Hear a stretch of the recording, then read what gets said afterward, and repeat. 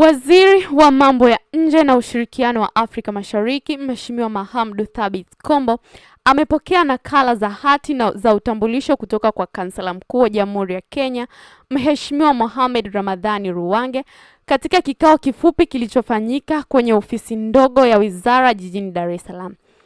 Katika kikao hicho, wawili hao wamejadiliana masuala mbalimbali ya ushirikiano wa kidiplomasia na kusisitiza dhamira yao ya kuendelea kuimarisha uhusiano wa kihistoria kati ya Tanzania pamoja na Kenya. Aidha, wawili hao walikubaliana kuendeleza majadiliano ya pamoja na kukubaliana kwa changamoto zitakazoweza kujitokeza katika juhudi za kuimarisha ushirikiano na mahusiano kati ya Tanzania pamoja na Kenya.